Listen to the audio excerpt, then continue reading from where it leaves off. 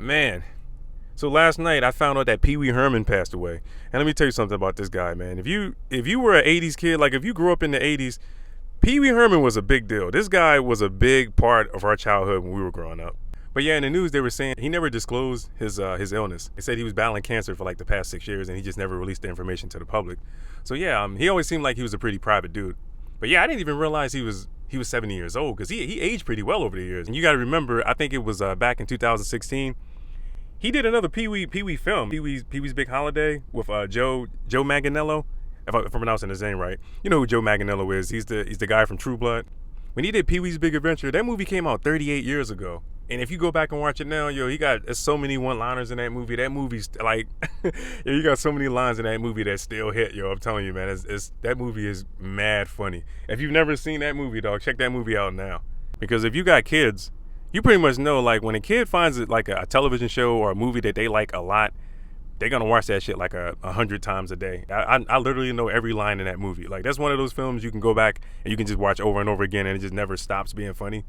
This dude was a big deal. Cause you know how it is, like, if you spend your whole life watching somebody, you spend your whole life growing up watching a person, you almost feel like you know the person, like they're a part of your family. Like, I feel like I know this guy. I've never met him. It would have been cool if I got a chance to meet him, but nah, didn't get a chance to meet him.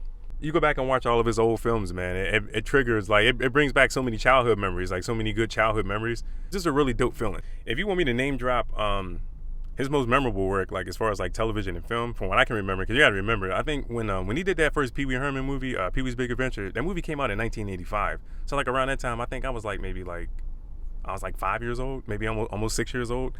So I was a kid, so I didn't really start watching his stuff until I got a little older, until I got closer to maybe 10 or 11. Like, he had Pee-wee's Playhouse, the television show, and that ran, I think that started in like 1986 until like 1990. And in between shooting his television show, he did Pee-wee's Big Adventure, he did Big Top Pee-wee, and I remember he did that movie with he did the movie with Johnny Depp. That was Blow. So he did that movie with Johnny Depp, but that came out in 2001. But before that, I remember he was in Batman Returns with Michael Keaton, and I think that movie came out in 1992, I think. He did like a lot of voiceover work too. You know, like The Nightmare Before Christmas, Dr. Dolittle, The Smurfs. I think they made a couple of Smurf films, and he did voiceovers in that work. So yeah, he did a lot of voiceover work in between doing television and his other films. So if I had a chance to meet him, I would tell him, I'd be like, man, thank you for the good childhood memories, and rest in peace, Pee-wee Herman. Oh yeah, and another thing I forgot to add, if you're a fan of Lawrence Fishburne was also on Pee-wee's Playhouse back in the day. You know, Boys in the Hood, Deep Cover, Higher Learning, School Days, What's Love Got to Do with It, Biker Boys, King of New York, Bad Company, all of the John Wick films, that Lawrence Fishburne. Okay, so a quick story for me was the time I was stationed in Texas. I did a term in the military, and I was stationed in Fort Hood, Texas. Long story short, this guy I went to basic training with, they sent him to Fort Hood, Texas too, and we ran into each other one day. The weekend was coming up, and he was like, yo, man, you want to hang out? What you doing Saturday? Let's go. I want to go to San Antonio. I've never been there before. You know, they got the Alamo there. We can see this. I was like, oh, Alamo. And when he said Alamo, he triggered a memory. The first thing I thought of was the Pee-wee's Big Adventure movie, because there's a scene in the movie where Pee-wee Herman goes to see a fortune teller after his bike is stolen. As soon as he walked through the door, man, you can tell it was a scam. This woman was a con artist. And what happened was, he walks in there, you know what I'm saying, he's all wet and shit because it was raining outside. She's like, oh, let me take your coat. She starts breaking down her rates, telling her how much it's gonna cost for her service.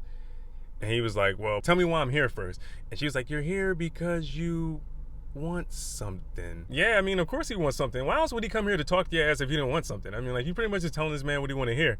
So you sit down at the table, she starts staring at a little crystal ball. He just throw a wad of money at her, and he was like, just tell me where my bike is. And she starts doing this shit. She's like,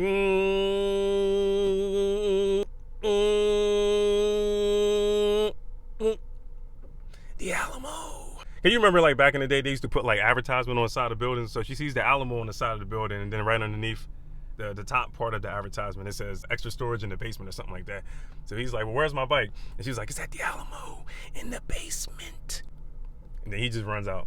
I was like, man, you buying this shit, yo. Yeah, she totally scammed him, but it was funny as hell. So ultimately what happens in the movie, he starts hitchhiking, and he gets all the way to Texas. He gets to the Alamo, and he starts doing like the tour guide. Like, there's a tour guide showing him and a group of people, you know, around the Alamo. They get to the end of the tour, and he's like, well, where's the basement? And she's like, excuse me? He's like, yeah, aren't we gonna see the basement? And she's like, there's no basement at the Alamo. She starts laughing, and then the rest of the group starts laughing, and then, yeah, I thought that was fucked up. And then he's all distraught and upset, and then he just kind of just runs off. I guess the point of the story is when my friend mentioned the Alamo and going to San Antonio, just that whole experience, it triggered that memory. You know, it made me think of the film. Got to see everything and walk around the city and all that stuff. And yeah, I mean, there was no damn basement at no fucking Alamo. But yeah, that was the point of the story.